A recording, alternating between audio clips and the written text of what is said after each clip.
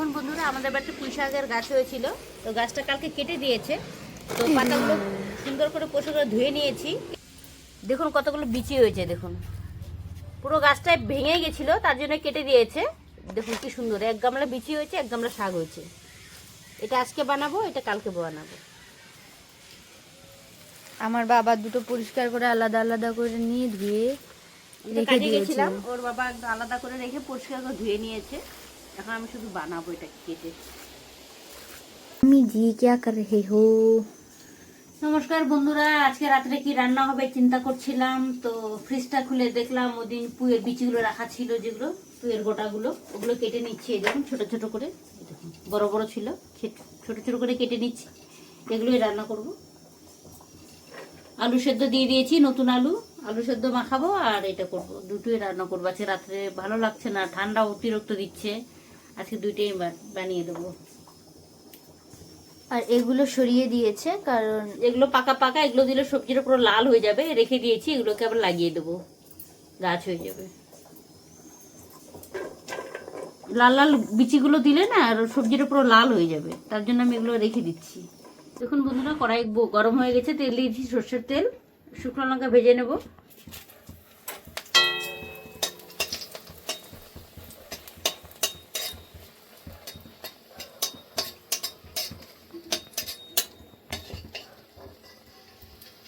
হয়ে গেছে, তুলে নিচ্ছি।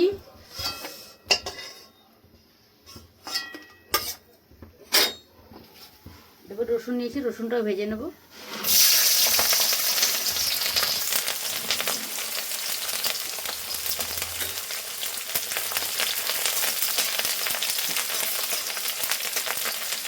রসুনটাকে একটু হতে দেবো।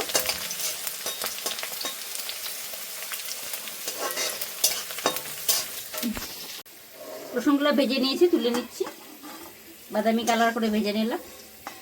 এগুলো দিয়ে আলু সিদ্ধ মাখাবো, শুকনো লঙ্কা রসুন দিয়ে।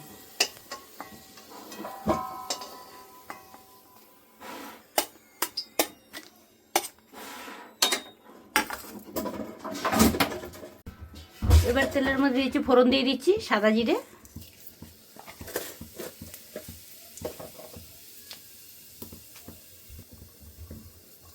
এবার পুঁয়ের বিচিগুলো, আলুটা দিয়ে দেবো, কেটে নিয়েছি একসঙ্গে।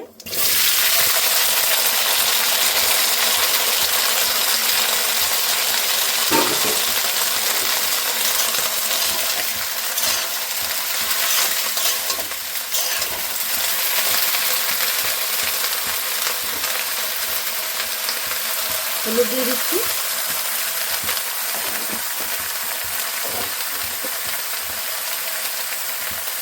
লবণ দিয়ে দিচ্ছি।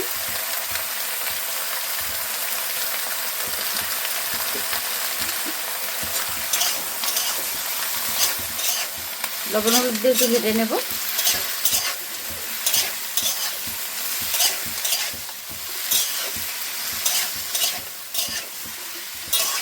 দেখুন বন্ধুরা, আমি এটার মধ্যে কাঁচা লঙ্কা আর আদা নিয়ে নিয়েছি, এটা বেটে নেব। জল দিয়ে দিচ্ছি, ঢাকনা খুলে দেখে নেব।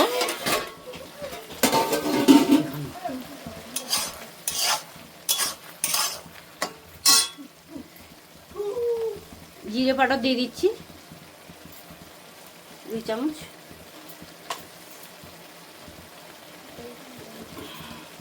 আদা লঙ্কা বেটে নিয়েছিলাম, ওটা দিয়ে দিচ্ছি।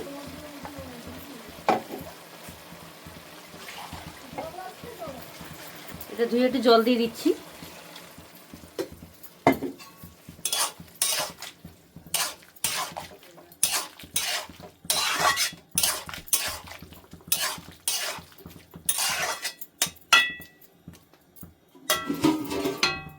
আবার ঢেকে দিচ্ছি। দেখুন বন্ধুরা, রেসিপিটা আমার হয়ে এসেছে, এবার আমি নামিয়ে নেব।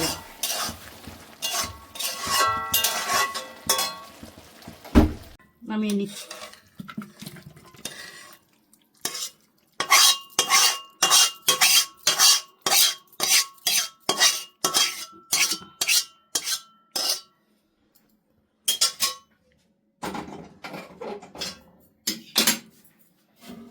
দেখলেন বন্ধুরা, আপনাদেরকে আমি সহজ পদ্ধতিতে পুঁই শাকের বীজগুলো দিয়ে একটা রেসিপি বানিয়ে দেখালাম। আপনাদের যদি ভালো লেগে থাকে তাহলে নিত্য নতুন ভিডিও পেতে আমার পেজটি ফলো করে নেবেন। সবাই ভালো থাকবেন, সুস্থ থাকবেন। আবার দেখা হচ্ছে পরের ভিডিওতে।